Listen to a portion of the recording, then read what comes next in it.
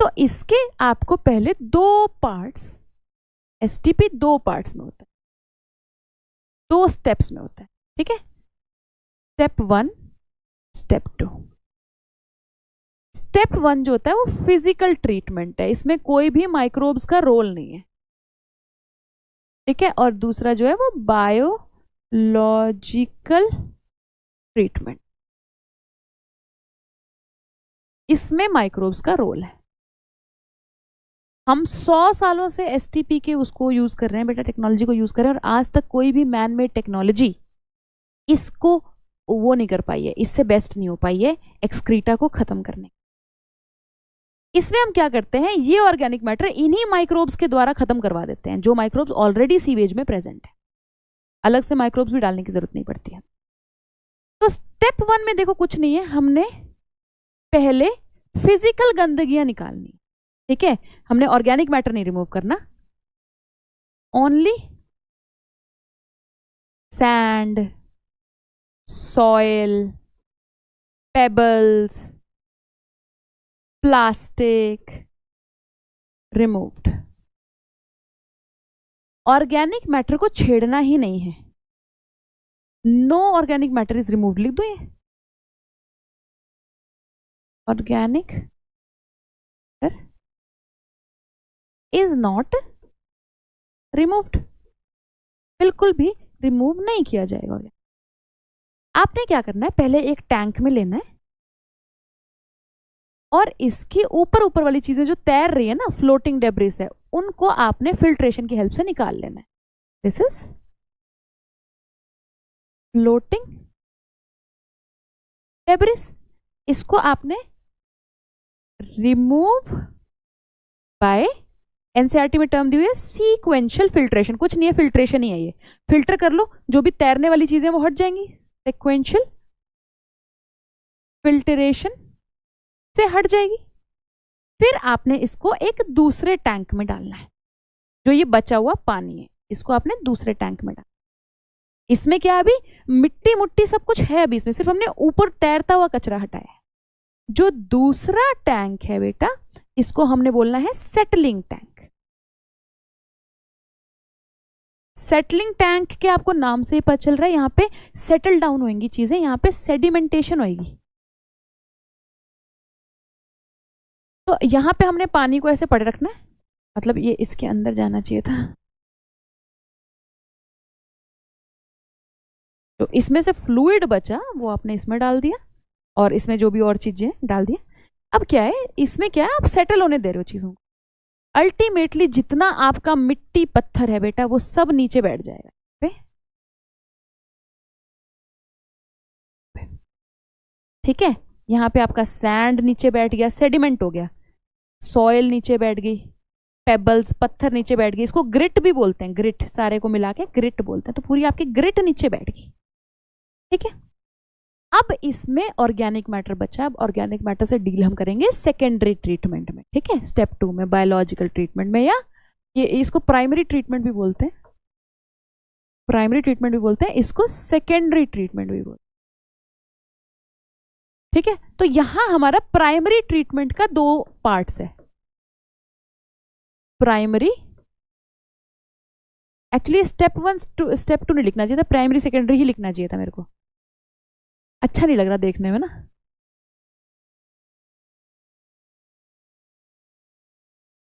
Primary treatment and secondary treatment, अब सही है।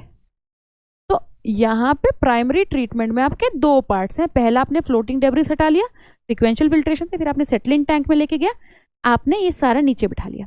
जो ये नीचे बैठी हुई चीजें हैं, इसको हम बोलते हैं प्राइमरी स्लज। प्राइमरी स्लज को आपने फेंक देना है, कुछ नहीं करना, आपने इसको फेंक देना है, फेंक दो। अब ये जो फ्लूइड बचा, इसमें ऑर्गेनिक मैटर है, ऑर्गेनिक मैटर तो नहीं रिमूव हुआ, ऑर्गेनिक मैटर ऐसा कैसा है। अब ये फ्लूइड आप जाएगा सेकेंडरी ट्रीटमेंट के लिए, इस फ्लूइड को हम सुपरनाटेंट या एफ्लुएंट बोलते हैं, सुपरनाटेंट या एफ्लुएंट बोलते हैं। It will go to secondary treatment. यहां तक समझ में आया? यहां तक समझ में आया बेटा?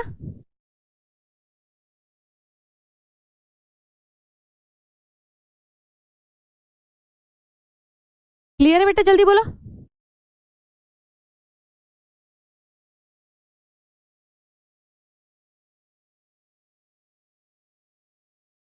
सेकेंडरी ट्रीटमेंट में चलूं?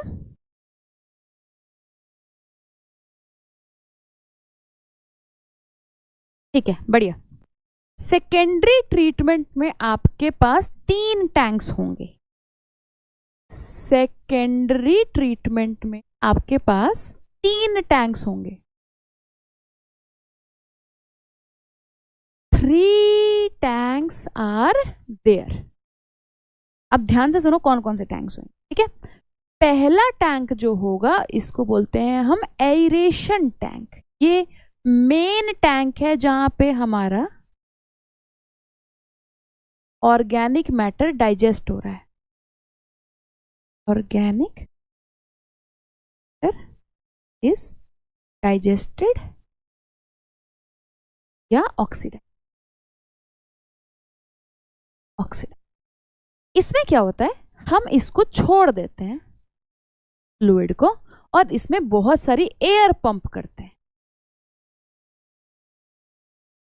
एयर पंप करते हैं। एयर पंप करने से क्या होगा, एक तो इसकी मिक्सिंग अच्छी होगी, प्लस मैकेनिकल मिक्सिंग भी करते हैं, इसकी एजिटेशन भी करते रहते हैं। मैकेनिकल एजिटेशन करते हैं मतलब मिक्सिंग करते रहते हैं। उससे क्या होगा, बैक्टीरिया की ग्रोथ के लिए सूटेबल एनवायरनमेंट मिलेगा। We will provide suitable environment for growth of aerobic bacteria. अब एरोबिक बैक्टीरिया ग्रो करेगा तो ये हमारा जो यहाँ पे ऑर्गेनिक मैटर पड़ा हुआ है उसको डाइजेस्ट करना शुरू करेगा। ये ऑर्गेनिक मैटर है। बैक्टीरिया को एयर मिल रहा है, बैक्टीरिया को खाना मिल रहा है, और क्या ही चाहिए, ऑर्गेनिक बैक्टीरिया को ग्रो करने के लिए एयर मिलता है। और ये बैक्टीरिया आया कहां से, ये एरोबिक बैक्टीरिया कहां से आया, ये जो ऑलरेडी सीवेज में प्रेजेंट है बेटा, already present in sewage. Sewage में ऑर्गेनिक और एनारोबिक एरोबिक और एनारोबिक बैक्टीरिया दोनों प्रेजेंट होता है सीवेज के अंदर, ठीक है। तो अब ये ग्रो करना शुरू कर गया बैक्टीरिया और इन्होंने ऑर्गेनिक मैटर को खाना शुरू कर दी, ठीक है। ऑर्गेनिक मैटर को ये खा लेंगे पूरा। ऑर्गेनिक मैटर इज रिड्यूस्ड या फिनिश्ड,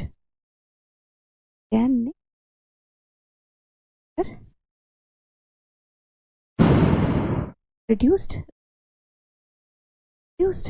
ठीक है। एक टाइम पे ऐसा आएगा जब ये ऑर्गेनिक मैटर पूरा खत्म हो जाए, पूरा खत्म हो जाएगा या काफी कम हो जाएगा, ये बोल दो काफी कम हो जाएगा, और यहाँ पे बैक्टीरिया ही बैक्टीरिया ग्रो हो गए, ऑर्गेनिक बैक्टीरिया वो ग्रो हो गए। तो कहेंगे कि मामा मामा हमने सारा काम कर दिया जो आपने हमें दिया था। ये बड़े खुश हो रहे हैं अपनी अचीवमेंट पे, लेकिन अब इन बैक्टीरिया का हमने क्या करना है, इनको भी तो मारना है ना। इतना ऑर्गेनिक एरोबिक बैक्टीरिया भी तो नहीं हम जाके उसमें छोड़ सकते हैं ना अपने क्या कहते हैं रिवर्स में।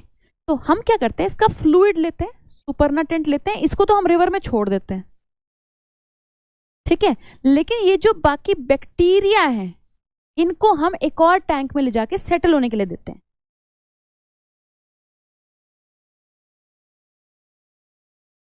एक मिनट रुको,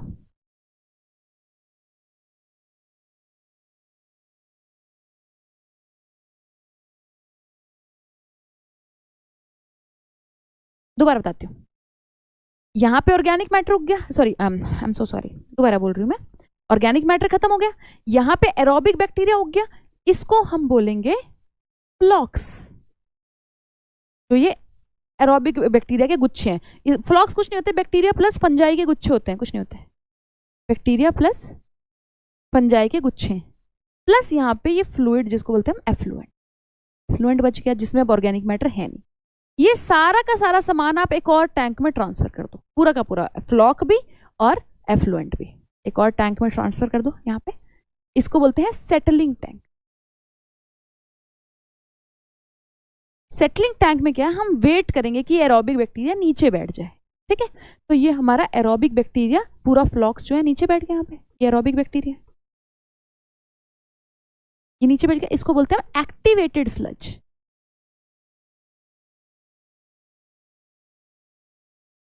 एक्टिवेट, ये फ्लूइड अब क्लियर है चीजों से, क्योंकि बैक्टीरिया नीचे बैठ गया, ऑर्गेनिक मैटर बैक्टीरिया ने खा ही लिया।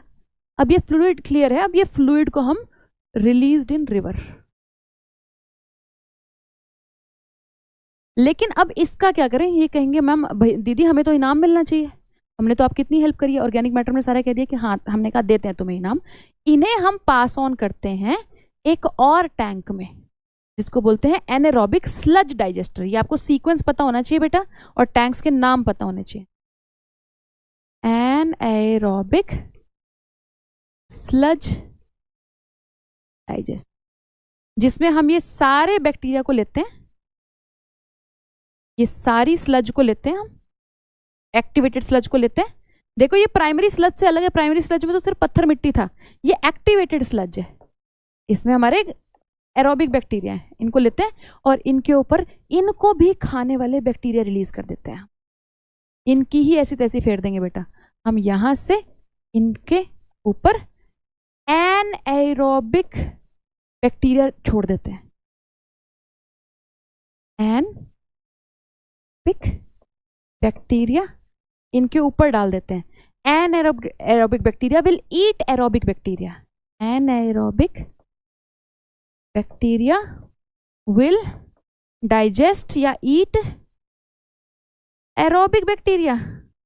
तो इससे हमें फायदा क्या हुआ, एक तो हमारा एरोबिक बैक्टीरिया का हम क्या ही करते, वेस्ट था, है ना, हमें क्या ही करना था, हमने अपना काम तो करा ही लिया था। ह्यूमंस तुम्हें पता है वैसे सेल्फिश होते हैं, ठीक है। साथ में यहां से एनारोबिक बैक्टीरिया कुछ कुछ ऐसे होते हैं बढ़िया वाले, जैसे कि एनारोबिक बैक्टीरिया का एग्जांपल मैं दे सकती हूँ आपको, मिथानोबैक्टीरियम। मिथानोबैक्टीरियम इज अ मिथानोजन। मिथानोबैक्टीरिया बैक्टीरियम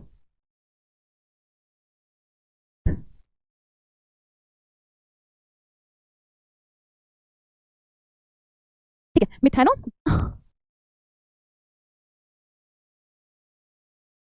ठीक है, कोई बात नहीं। मिथानोबैक्टीरियम जो होता है, मिथानोबैक्टीरियम जो होता है, इट्स अ मिथानोजन।